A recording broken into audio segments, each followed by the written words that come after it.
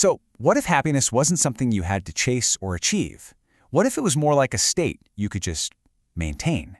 In this explainer, we're going to dive into a single, really profound idea, that a calm mind isn't just nice to have, it's the absolute condition for happiness. The entire concept is built around this one beautiful and honestly powerful metaphor. It's asking us to think of our mind not as some busy, chaotic machine, but as a reflective surface. If you can just get this one image in your head, you'll understand the whole practice. And here's why that metaphor is so perfect.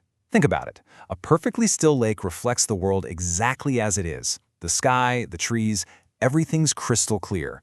But the second ripples appear, that image gets all distorted and messy. Well, the argument here is that our minds work the exact same way. All right, so here's our game plan. We'll start with this core idea of the mind as a mirror. Then we'll get into the really practical stuff, how to actually polish it.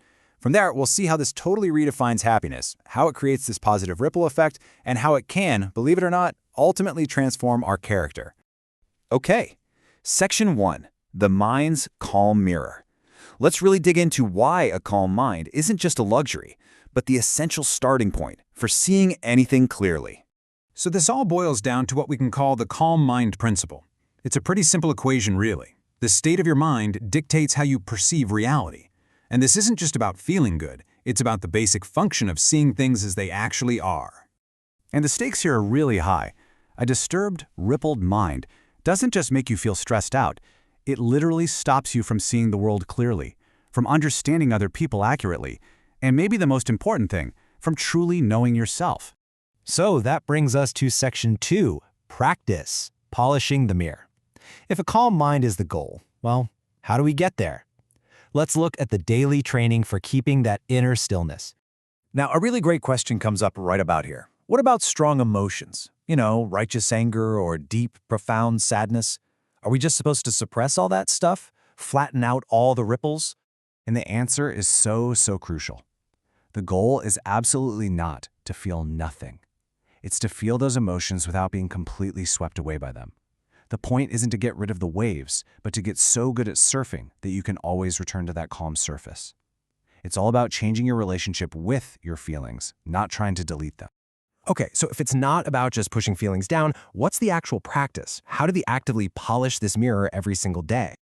And what's really interesting is that the method proposed here avoids all the complex, judgy stuff we usually associate with self-improvement. It's way more direct and a lot simpler. This is it. This is the entire practice. Just a simple internal check-in. It's not, was I a good person today? It's not, did I do the right thing? It's just, is the mirror calm right now? That one question is the only tool you need. But of course, there's a catch, isn't there? We're often the worst judges of our own mental state. We might think we're calm when we're actually buzzing with anxiety. That's why this is called a training.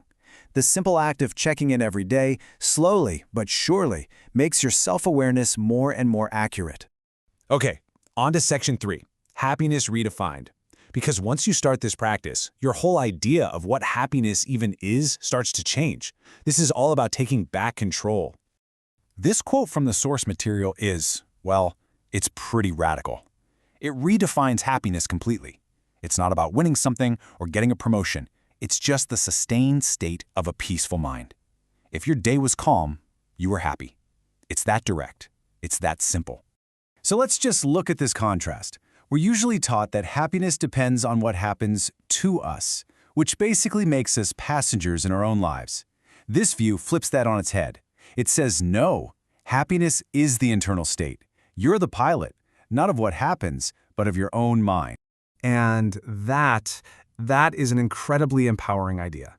It means that no matter what's going on around you, the potential for happiness is always 100% within your control. It's in your ability to keep that inner mirror calm. All right, Section 4, the ripple effect to joy. See, this personal practice doesn't just end with you. A calm mind naturally starts to affect the world around it. It creates its own kind of positive ripples. And what happens is this amazing, virtuous cycle. First, you work on your own inner calm. Second, that calm state literally becomes your definition of happiness. Third, when you're genuinely happy, when your cup is full, you naturally want to share that with others. And fourth, the amazing part is, in giving that joy away, you find that your own capacity for happiness just gets bigger and bigger. So where does all this lead? Well, that brings us to our final section, a transformed character. The ultimate result of this quiet, simple daily practice is nothing less than changing who you are at your core. I mean, it seems like such a small thing, right? Just checking in on your mental state.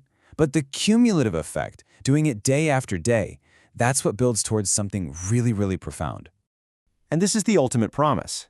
By consistently practicing this one single act of keeping your mind calm, you will, over time, literally feel yourself changing into a person of great character. You know, this just completely flips our usual script for how to build character. We think it takes some grand, heroic act or years of deep study. But this path, it's internal. It's all about the process. It suggests that real greatness isn't forged in some big, dramatic moment, but in the quiet, consistent effort of calming the tiny ripples of the mind, day after day after day. So I'll just leave you with this question. What would change for you if, starting today, you just took a few moments each day to pause and to honestly, truly, check the reflection in your own mind's mirror? What would you start to see? What ripples would you notice? And what kind of calm might you find waiting there for you?